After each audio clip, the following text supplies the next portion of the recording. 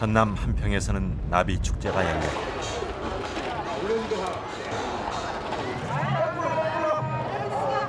이날 날린 나비는 모두 3만 마리. 인공으로 사육된 나비들이었다. 그리고 이곳에 온 사람들은 대부분 도시 사람들이었다.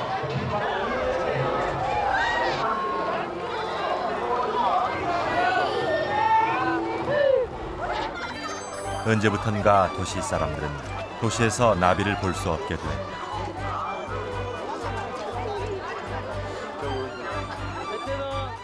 도시의 나비는 모두 어디로 갔을까?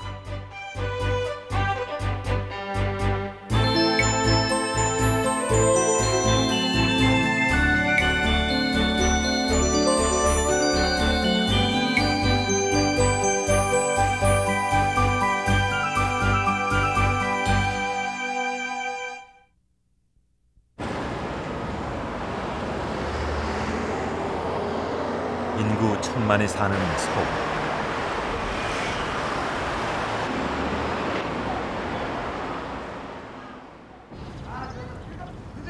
서울에서도 숲과 나무가 가장 많다는 서울의 한 아파트.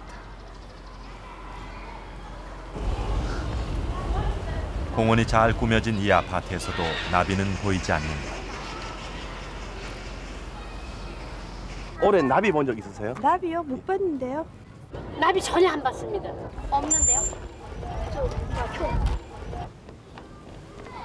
보기에는 꽃과 나무가 잘 어울린 녹지 공간. 그런데 왜 나비는 없을까? 이곳에서 나비가 살 수 없는 이유는 무엇일까? 나비는 어떤 조건이 있어야 살 수 있는 것일까?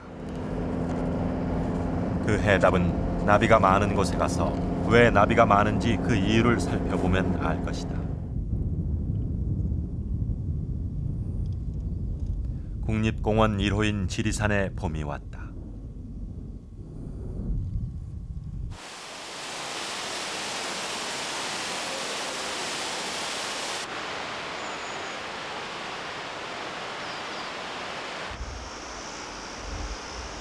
봄은 짝짓기의 계절. 짝짓기를 위해선 충분한 양분을 섭취해야 한다.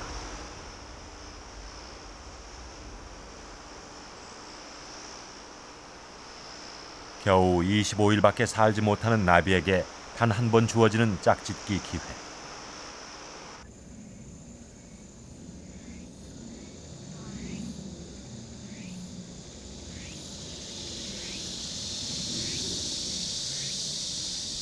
호랑나비의 짝짓기. 서로 마음에 드는 짝을 만나면 암컷의 배가 가득 찰 때까지 계속된다. 그 시간이 아무리 길어도 중간에 포기하는 법은 없다.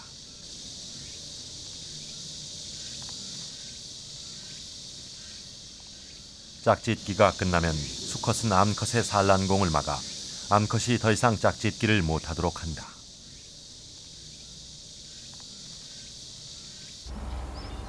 지리산에서 나비들의 짝짓기가 왕성한 것은 다양한 먹이풀들이 있기 때문이다. 먹이풀은 짝짓기를 끝낸 암컷이 알을 낳을 수 있는 유일한 장소이다. 지리산에 나비가 많은 첫 번째 조건, 그것은 다양한 먹이풀이었다.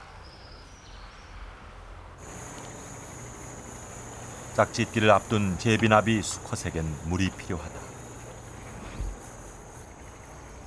정자 주머니를 만드는 데 필요한 나트륨 이온을 섭취해야 하기 때문이다. 양분을 섭취한 나머지 물은 곧바로 배설해버린다.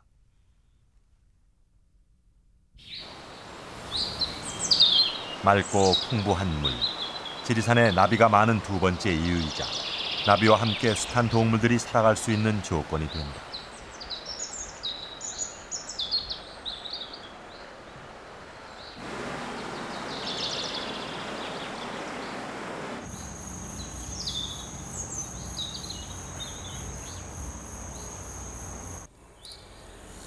생태계가 잘 어우러진 지리산.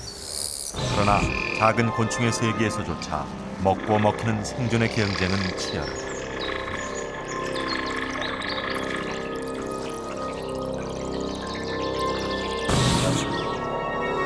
풀 잠자리를 잡아먹는 노린재.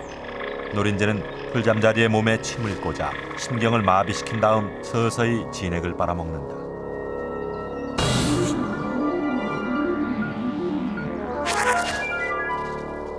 뛰어난 사냥 솜씨를 가진 사마귀. 사마귀는 본능적으로 콩중의 약점을 안다. 그래서 급소인 다리부터 공격한다.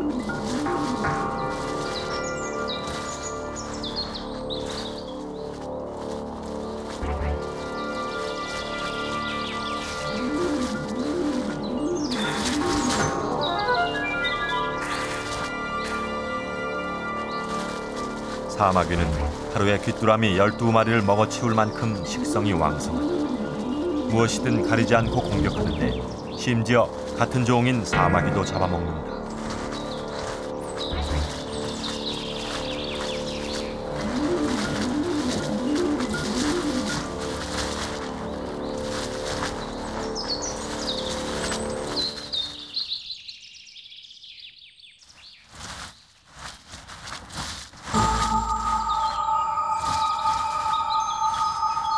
나비는 이런 먹이 사슬 가운데 최하위에 위치한다. 나비는 다른 곤충들의 먹이로 제공돼 먹이 사슬을 연결시키는 중요한 기능을 한다는 의미이기도 하다.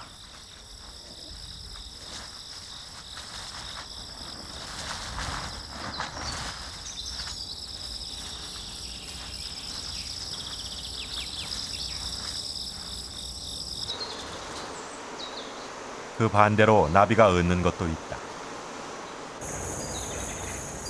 치열한 생존 경쟁의 결과로 나온 동물의 시체는 나비에게 좋은 먹이가 된다. 동물의 썩은 고기에서 양분을 섭취하기도 하고 상한 과일이나 나무의 즙도 즐겨 먹는다. 잡아먹히기도 하지만 먹을 것도 생기는 곳. 지리산에 나비가 많은 세 번째 이유다.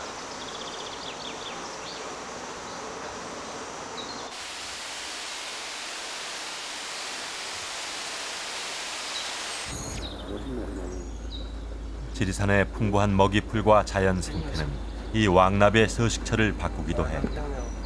제주도에서만 산다 해서 제주 왕나비라 불렸던 나비. 그러나 이곳 지리산에서도 발견되면서 그냥 왕나비라고만 불린다. 왕나비가 살 수 있는 최적의 조건을 갖춘 지리산. 그래서 지리산에는 왕나비 외에도 다양한 종류의 나비들이 살고 있다.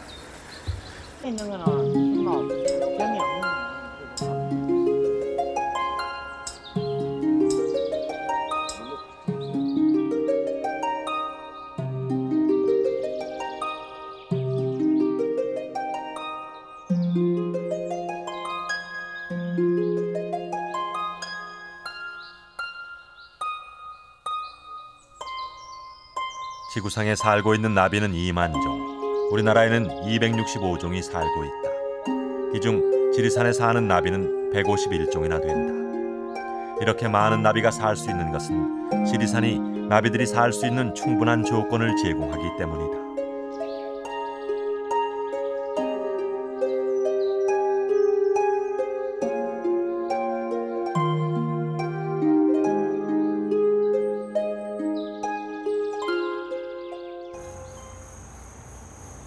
한편으로 나비는 먹이 사슬 속에서 살아남기 위한 자신만의 생존법을 가지고 있다. 날개색과 비슷한 곳에 몸을 숨겨 적으로부터 자신을 보호하기도 하고, 날개를 세워 큰 짐승의 눈 같은 무늬로 적을 위협하기도 한다.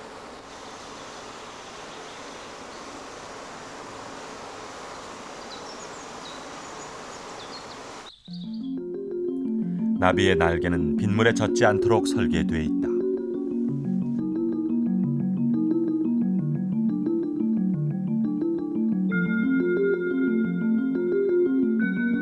날개를 확대해보면 겹겹이 쌓인 층이 보이는데 이것을 좀 더 자세히 들여다보면 빗물이 흘러내리도록 기왓장 모양을 하고 있다.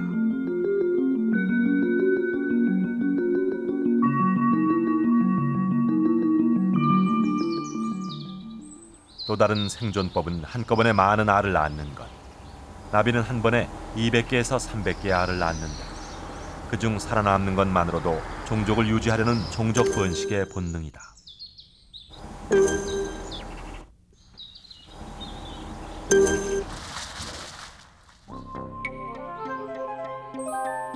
갓 태어난 알은 노란색. 시간이 지날수록 노란색은 투명하게 바뀌면서 서서히 형태가 만들어진다. 일주일 후 알 껍질을 뚫고 애벌레가 나온다.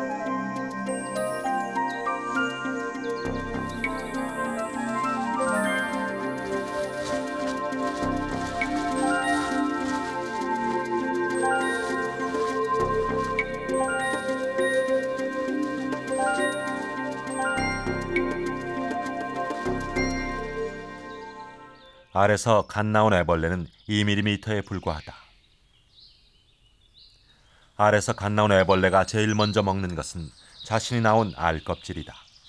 애벌레는 알 껍질에 영양분이 많다는 것을 본능적으로 알고 있다.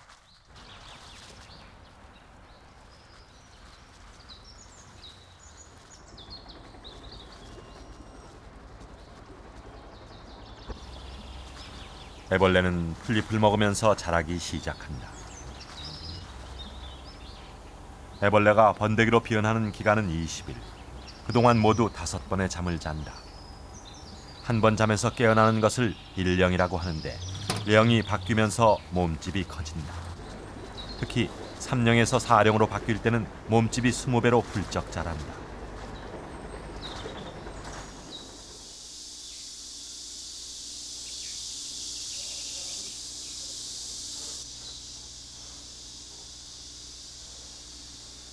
이 기간 동안 애벌레는 왕성한 식욕을 자랑하는데 이때 건강한 먹이풀이 애벌레에겐 절대적인 생존 조건이 된다. 곧 건강한 먹이풀이 없이는 나비가 존재할 수 없는 것이다.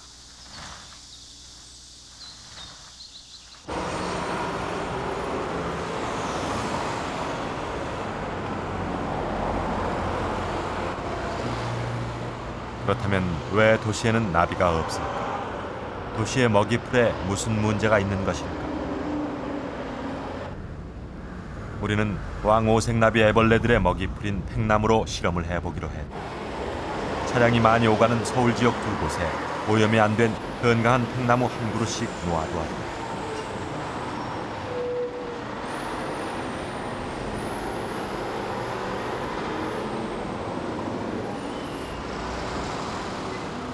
일주일 후 다시 찾은 팽나무 잎은 한눈에 보기에도 시들어가고 있었다.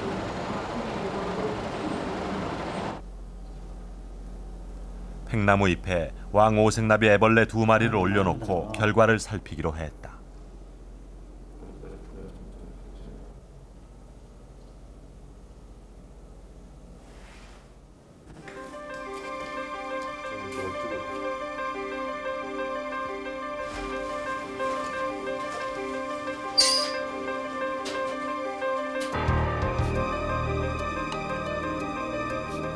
왕성하게 먹이풀을 먹기 시작한 지 24시간 후 애벌레들은 머리를 흔들며 몸을 비틀다가 푸른 체액을 토해내기 시작했다.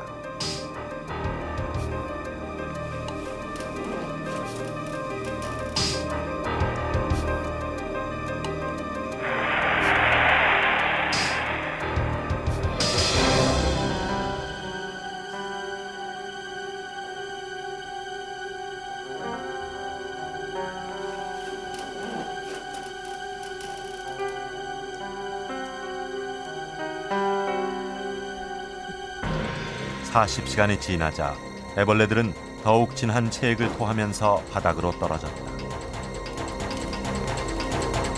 떨어져서도 내내 괴로워하다가 3일 후 애벌레들은 모두 죽었다. 나비 애벌레가 먹는 식물들이 이 배기가스 등의 오염된 식물을 먹게 되면 애벌레가 체액을 토하거나 또는 항문이 막혀 죽게 됩니다. 도시의 풀이 오염되어 나비가 살 수 없다면 도시 근교에 사는 나비가 도시로 날아올 수는 있지 않을까. 우리는 도시 근교에서 나비의 먹이풀을 찾아보기로 해. 전주시 근교. 이곳은 10년 전 박주가리의 서식이 확인됐던 곳이다. 박주가리는 왕나비들이 좋아하는 먹이풀. 그러나 박주가리는 쉽게 찾을 수 없었다. 뭐 사람이 먹기 좀 했습니까? 2시간 만에 겨우 찾아낸 한 포기. 도시 근교에서조차 나비의 먹이풀은 사라지고 있었던 것이다. 그런 식으로 돼 있어요. 전맥성이니까. 그 애기 이 박주가리는 괴활제 식물로서 햇볕이 잘 들고 그리고 그러다 보니까 예전엔 도심지에서도 흔하게 볼 수 있었던 식물입니다. 최근에 도시화가 완성되다 보니까 도시 주변에서는 볼 수가 없고 그들의 세력권은 이미 밀려서 산간 지역을 낀 농경지 주변에서만 발견되고 있습니다. 뭐 콘크리트라든가 저들이 살 수 있는 흙이 없다는 얘기입니다. 제일 큰 문제는. 위성 사진을 보면 서울의 녹지가 대폭 줄어든 것을 한눈에 확인할 수 있다. 지난 72년 푸른색의 녹지였던 지역에는 이제 건물들이 들어섰다. 26년 만에 지도는 녹색에서 회색으로 바뀌어버린 것이다. 풀이 사라졌고 나비들도 도시를 떠날 수밖에 없었다. 배추흰나비를 보려면은 배추흰나비가 먹는 풀인 배추라든가 십자가 식물이 우리 주변에 많이 있어야 되는데 지금 도시 주변에서 도시 한복판에서 십자가 식물을 볼 수가 없으니까 배추밭도 볼 수가 없고 그러니까 배추 흰나비를 볼 수가 없고 또 호랑나비를 보려면은 텐자나무라든가 산초나무 같은 것이 있어야지 볼 수가 있는데 그 도시의 건물들이 다 들어서면서 그런 나무들이 우리 주변에서 사라졌으니까 호랑나비를 볼 수가 없는 거죠.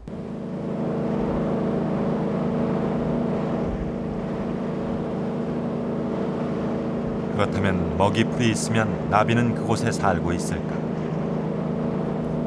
먹이풀과 나비의 관계를 좀 더 정확히 확인하기 위해 매물도를 찾았다.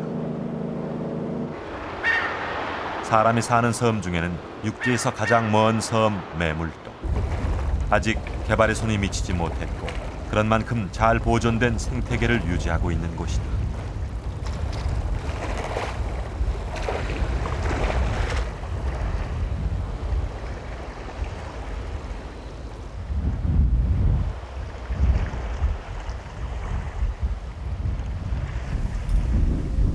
이 섬에는 천연기념물인 후박나무가 군락을 이루고 있다. 후박나무는 청띠 제비나비의 먹이 식물이다. 그렇다면 이곳에서 청띠 제비나비를 볼 수 있을 것이다.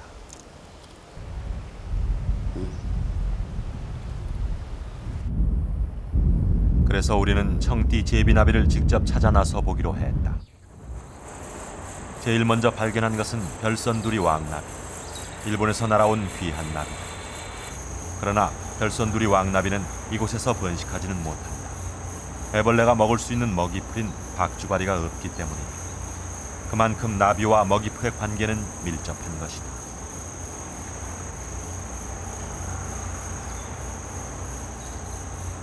일본이나 대만, 필리핀 등에서 바람을 타고 날아오는 걸로 알고 있습니다. 우리나라에 와서 잡히긴 하지만 번식을 하거나 여기서 알을 낳아가지고 내년에 또다시 이 나비가 나오는 그런 다음 세대를 이어가지는 않습니다. 이 나비가 먹는 식초 자체가 아마 정확하게는 그 박주가리를 알고 있지만 그 박주가리하고 우리나라에서 나는 박주가리는 조금 다른 걸로 알고 있습니다. 그래서 아마 먹는 식초가 없기 때문에 와서 다음 대를 잇지 않는 걸로 알고 있습니다. 많이 잘해라 소리 안 하잖아. 조금씩 잘해라고. 청띠 제비나비가 있을 거라고 믿고 찾아 나선 지 20분.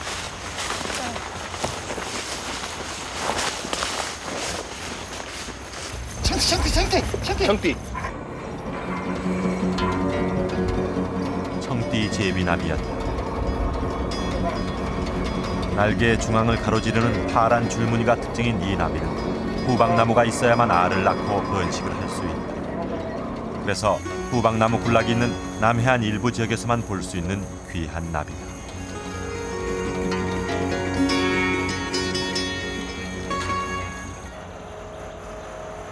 나비뿐만 아니라 다른 귀한 곤충들도 보인다. 홍줄 노린재. 육지에서는 보기 어렵지만 이곳에서는 흔하다.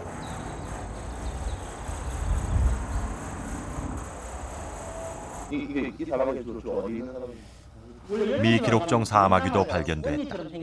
지금까지 우리나라에서 발견된 사마귀와는 달리 날개 뒷끝 부분이 뭉툭하고 앞발은 3배쯤 굵은 모양을 갖고 있는 사마귀다. 잘린 모습으로 날개가 들어있는 모습이거나 앞발 자체가 다른 사마귀보다 굵어 보입니다. 조사를 제대로 하지 않아가지고 알지 못하는 그런 종이 아직도 남아 있는 걸로 그래 알고 있습니다. 매물도 그곳에는 풍부한 식생이 있어 다양한 나비와 곤충들이 어우러져 살고 있었다. 먹이풀이 있을 때 나비는 알을 낳고 애벌레는 그 먹이풀을 먹으며 자랍니다. 먹이 사슬의 맨 아래 위치에서 살아남기 위한 치열한 생존 경쟁을 거치며 짧지만 아름다운 비행을 기다리는 것이다.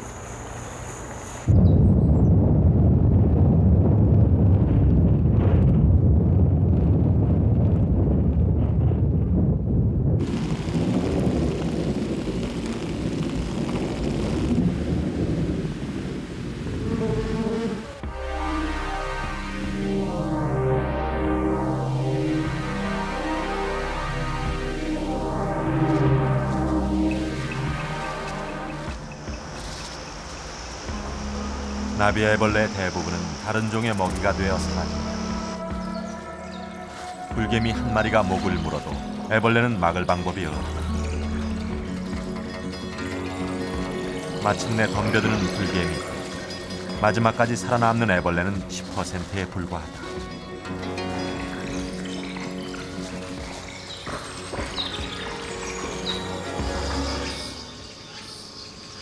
그러나 사람이 개입하지 않는 한 이들은 이미 살아남기 위한 생존법을 터득하고 있다.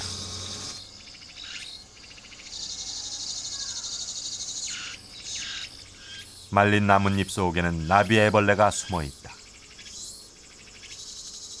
큰 멋쟁이 나비 애벌레는 잎을 둥글게 말아 그 속에 몸을 숨긴다. 게다가 가짜 뿔로 온몸을 두르고 독이 있는 것처럼 색깔로 천적을 위협한다. 나뭇잎 2장을 붙여 집으로 삼은 애벌레도 있다. 무심히 본다면 그저 하나의 잎으로 보이지만 포개진 잎을 열어보면 그 속에서 사는 나비 애벌레를 발견할 수 있다.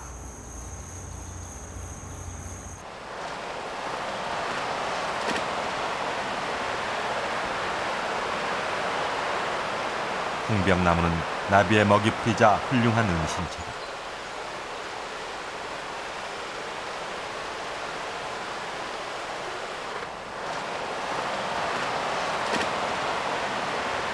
대왕 팔랑나비 애벌레다. 애벌레는 알에서 나오자마자 나뭇잎으로 이불을 만들어 그 속에서 번데기가 될 때까지 숨어 지내는 것이다. 이 애벌레는 겨울에 집단 활동을 해야 되기 때문에 여러 가지 자기들이 흩어져 살면은 자기들이 생활하기가 불편합니다. 그래서 이렇게 집단으로 활동을 하고 다른 해충에 자기 몸을 보호하기 위해서 일단 잎을 말아서 잎을 덮어서 생활하는 그런 특징을 가지고 있습니다. 잎을 덮듯이 이렇게 삼각형으로 접어가지고 덮은 다음에 그 속에서 실로 자기 몸을 묶은 다음에 다른 해충으로부터 자기 몸을 보호하는 그런 특이한 성질을 가지고 있죠.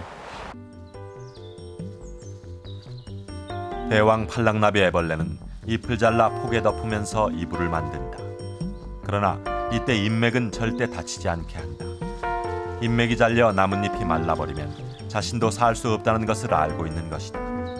그것은 이 애벌레가 살아남기 위한 생존 본능이다.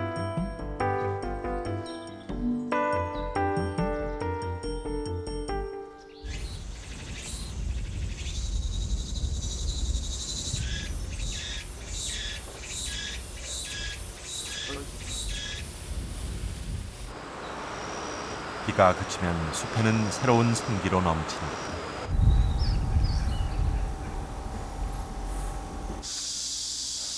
암끝 검은 표범나비 애벌레가 허물벗을 준비를 하고 있다. 먼저 번데기로 지낼 좋은 장소를 찾아야 한다.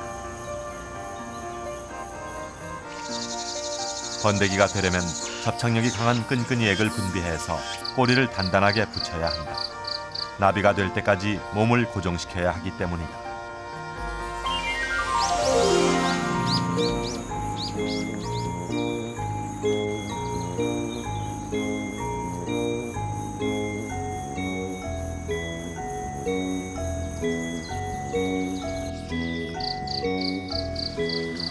만약 거꾸로 매달려 있다가 땅에 떨어지기라도 한다면 당장 개미밥이 되고 말 것이다.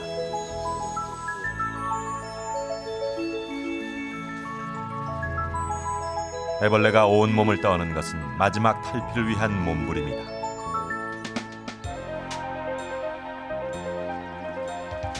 껍질은 머리부터 서서히 벗는데 마지막 벗어버리는 데까지 온 힘을 다 쏟는다. 이 과정이 끝나면 우화 직전의 번데기 상태가 된다.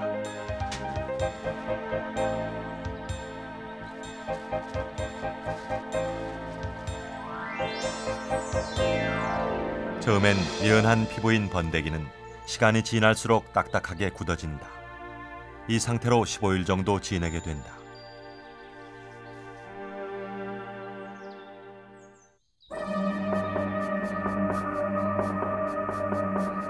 번데기는 천적인 기생벌의 좋은 공격 대상이다.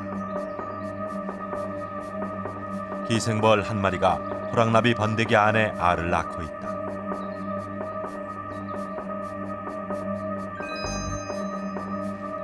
10일 후 번데기를 먹고 자란 기생벌이 부화를 했다.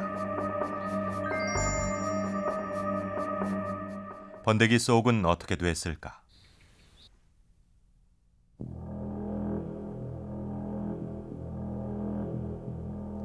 안에는 통통하게 살이 오른 기생벌의 애벌레들로 가득했다.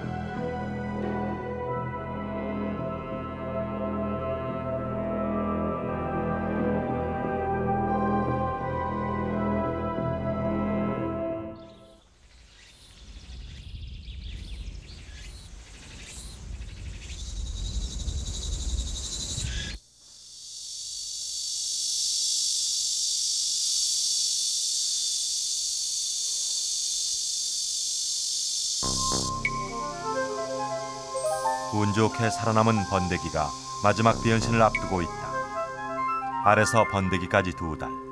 이때쯤이면 색깔은 검게 변하고 단단한 껍질 속에서는 탈피를 준비한다. 꼬리에서 액체가 분비되는 것은 탈피의 시작을 알리는 신호다. 암끝 검은 표범나비의 우화는 머리부터 시작된다. 이제 세상으로 날아가야 할 시간이 점점 다가오고 있는 것이다.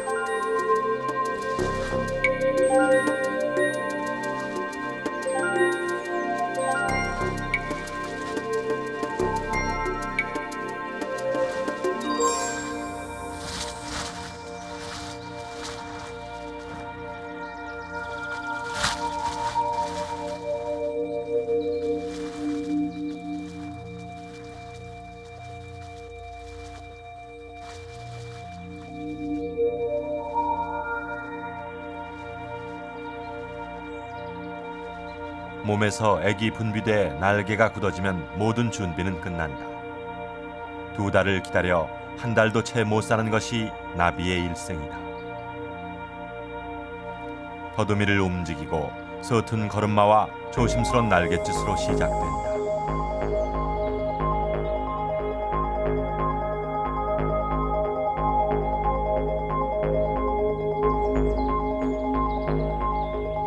마침내 나비의 첫 비행.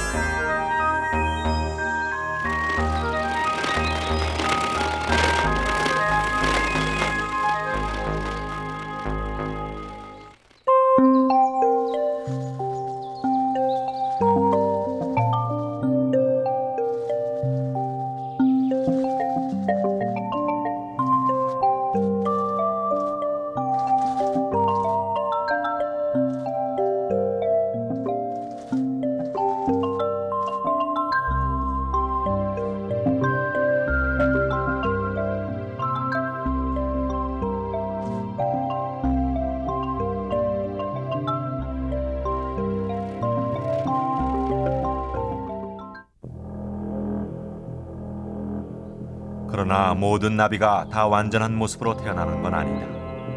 이 암끝 검은 표범나비는 번데기에서 미처 다 빠져나오지 못했다. 탈피를 돕는 체액이 충분히 공급되지 못하고 말라버리는 바람에 번데기를 떼어내지 못한 것이다. 이 나비는 일생 동안 이런 모습으로 살아가야 한다. 날개가 펴지지 않아 기어다녀야 하는 호랑나비도 있다. 왜 이런 기형나비들이 태어나는 것일까?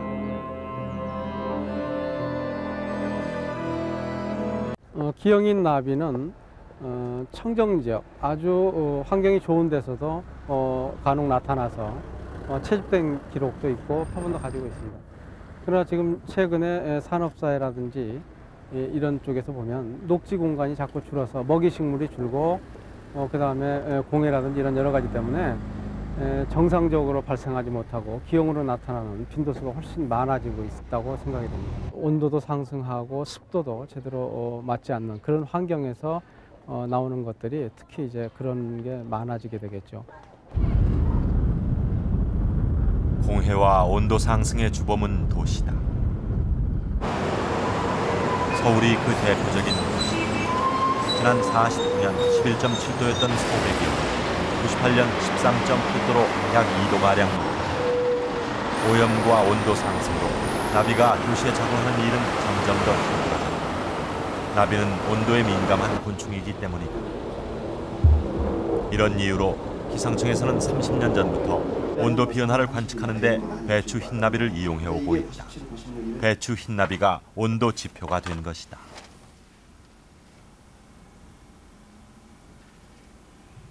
나비는 그 기온에 상당히 민감하기 때문에 봄에 저희들이 온도가 높을 경우에는 나비가 일찍이 발견이 되고 또 온도가 낮을 경우에는 늦게 나비가 나오기 때문에 그것을 지표 동물로 해서 관측을 하게 됐습니다. 기상청 통계에 따르면 배추 흰나비가 처음 발견되는 날이 빨라지고 있다. 지난 64년에는 4월 20일에 발견됐던 나비가 98년엔 3월 31일에 첫 모습을 드러냈다. 무려 20일이나 빨라진 것이다. 온도 상승은 벚꽃이 빨리 피는 현상에서도 확인된다. 물론 지구의 온난화도 서서히 이루어지겠지만 이 식물의 세계도 서서히 움직일 겁니다. 그래서 남반계 식물들은 북쪽으로 세력권을 점차 넓혀갈 것이고 북반계 식물들은 점차 북쪽으로 올라갈 거죠. 자기는 추운 지방에서 사는 식물이니까 그렇게 되면은 식물을 축으로서 움직이는 동물들도 그에 따라서 같이 움직일 겁니다. 예를 들면 벌레 종류들, 풀을 먹고 사는 벌레 종류들은 남반계 식물들을 주로 먹고 사는 곤충들은 번성할 것이고 북반계 식물을 주로 취하는 북반계 곤충들은 그 세력이 약화될 겁니다. 그렇다면 나비들에게는 어떤 변화가 생기고 있을까? 우리는 강원도 오대산에서 그 작은 변화의 움직임을 찾아보기로 했다.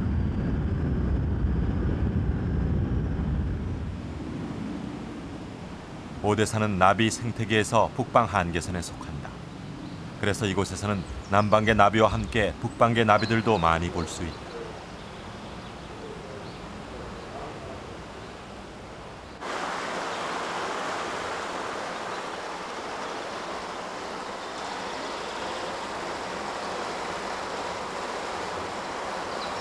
그럼에도 계곡에서 먼저 만난 건 남반계인 황호색 나비들의 무리였다.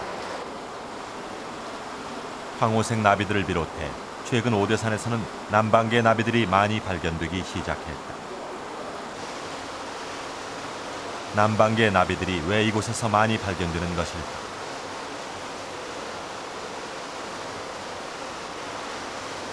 황오색 나비 무리들 사이에서 북반계 나비 한 마리가 눈에 띄었다.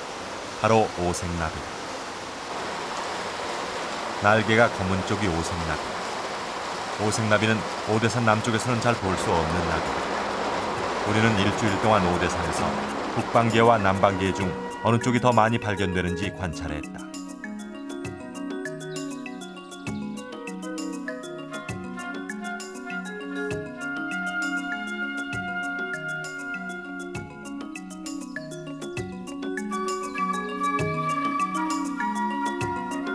남한 전역에 분포하는 유리창 떠들썩 팔랑나비를 제외하고는 대부분 남반계였다.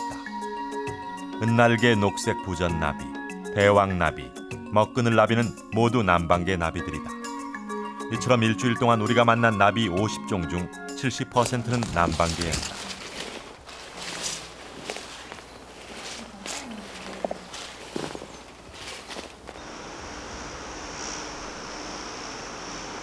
움직이지만 않으면 사람의 손도 겁내지 않는 은판나비. 이 역시 남반계이다.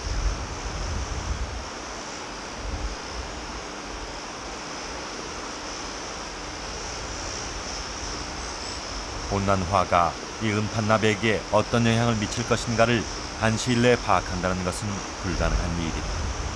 그러나 변화는 진행되고 있다.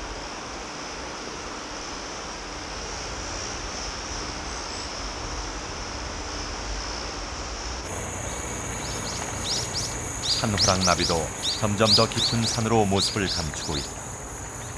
산호랑나비의 먹이풀은 사람들도 먹는 약초. 사람들의 간섭은 이곳까지 이어진다. 나비들의 먹이풀인 약초가 사람들에 의해 점점 더 줄어들고 있다.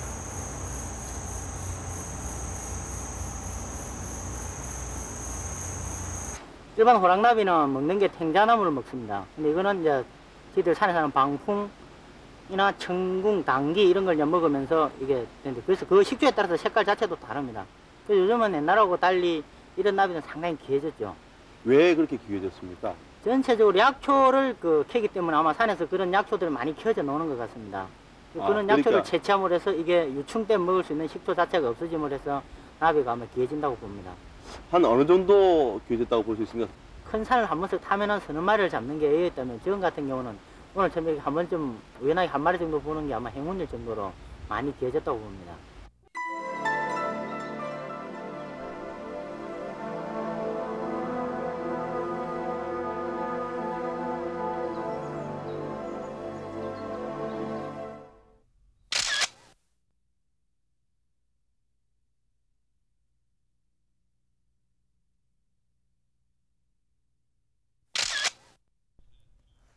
우리나라에 사는 나비는 265종. 지난 50년 동안 10%가 멸종 위기를 맞거나 희귀종이 됐다.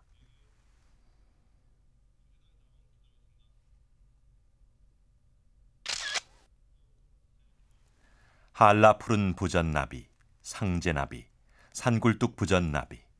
이들의 이름은 사라진 나비와 함께 박제화돼 버렸다.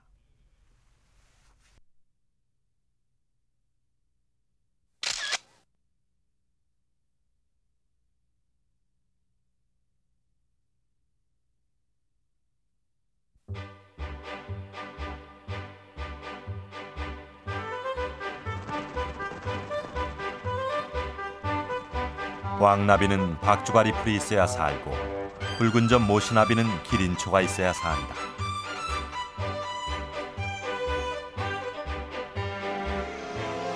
그러나 서울에는 팽나무가 있어도 팽나무를 먹는 왕오색 나비는 없다. 도시의 풀은 먹을 수 있어도 먹으면 죽는다. 더 이상 먹을 것도 먹힐 것도 없는 생명의 사각지대. 그것이 도시다. 사람들만 남은 도시. 도시는 나비를 잃어버리고 봄도 잃어버렸다.